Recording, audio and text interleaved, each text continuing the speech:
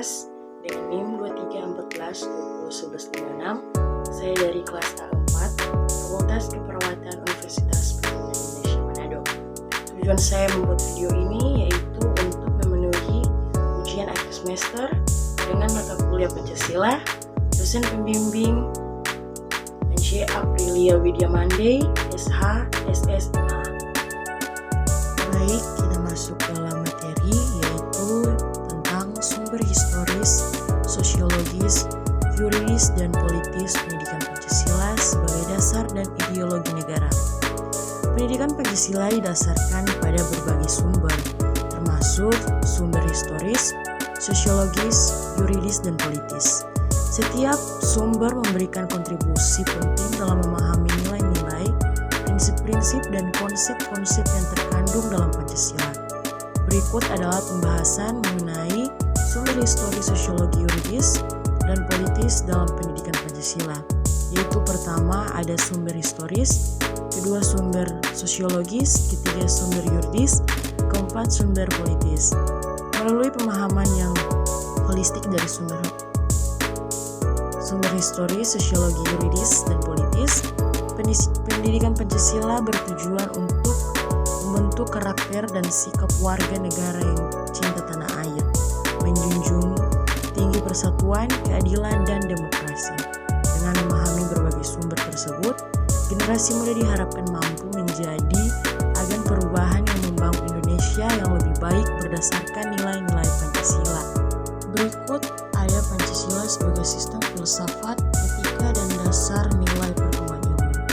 Pancasila adalah dasar negara Republik Indonesia yang terdiri dari 5 prinsip dasar yang menjadi pedoman dalam kehidupan berbangsa dan bernegara.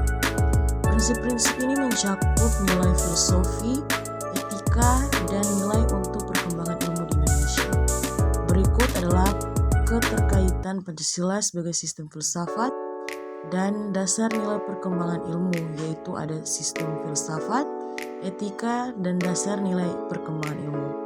Dengan demikian, Pancasila bukan hanya sebagai dasar negara, tapi juga sebagai filsafat, etika, dan dasar nilai yang mempengaruhi berbagai aspek kehidupan masyarakat Indonesia, termaksud dalam perkembangan ilmu pengetahuan dan teknologi. Kemudian, latar belakang lahirnya masa reformasi amandemen. Masa reformasi Indonesia merupakan periode penting dalam sejarah bangsa yang dimulai setelah jatuhnya resmi otoriter Orde Baru pada tahun 1998. Selama masa reformasi, terjadi berbagai perubahan signifikan dalam sistem politik dan konstitusi Indonesia, termaksud amandemen konstitusi UUD 1945. Berikut adalah latar belakang lahirnya masa reformasi dan amandemen 1945.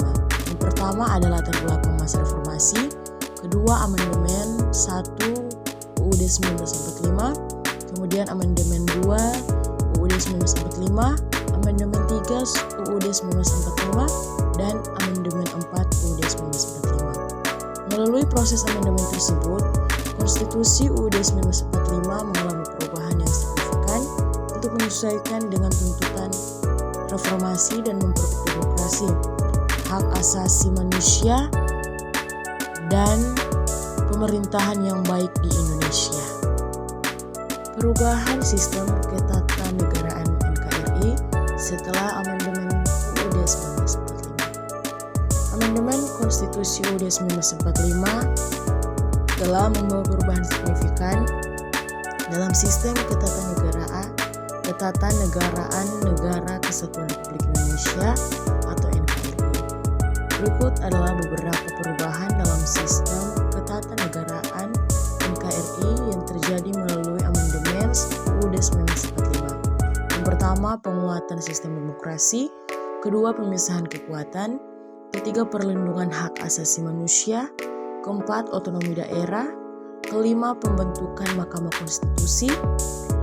Melalui perubahan-perubahan tersebut, amandemen UUD 1945 telah mengubah sistem ketatanegaraan NKRI untuk lebih memperkuat prinsip demokrasi, pelindungan hak asasi manusia, ekonomi daerah dan pemerintahan yang baik. Perubahan ini bertujuan untuk membangun negara yang lebih demokratis, transparan, dan berkeadilan bagi seluruh rakyat Indonesia. Implementasi sila pertama, kedua, ketiga, keempat, dan sila kelima. Implementasi Pancasila sebagai dasar negara Indonesia melibatkan penerapan nilai-nilai dari 5 sila yang menjadi landasan filosofi dan etika dalam kehidupan bermasyarakat. Berikut adalah implementasi dari masing-masing sila Pancasila. Yang pertama, sila pertama, ketuhanan yang Maha Esa. Sila kedua, kemanusiaan yang adil dan beradab. Sila ketiga, persatuan Indonesia. Sila keempat, kerakyatan yang dipimpin oleh hikmat kebijaksanaan dalam permusyawaratan perwakilan. Sila kelima, keadilan sosial bagi seluruh rakyat Indonesia. Indonesia berupaya untuk menciptakan masyarakat yang berlandaskan pada keadilan, persatuan, demokrasi, dan kesejahteraan bagi seluruh rakyat. Implementasi konsisten dari Pancasila sebagai dasar negara menjadi kunci keberhasilan dalam membangun bangsa yang adil, beradab, dan sejahtera. Pancasila dalam aspek kehidupan bangsa. Pancasila memiliki peran yang sangat penting dalam berbagai aspek kehidupan bangsa Indonesia. Sebagai dasar negara, Pancasila tidak hanya menjadi pedoman dalam kehidupan berbangsa dan bernegara, tapi juga mempengaruhi berbagai aspek kehidupan masyarakat.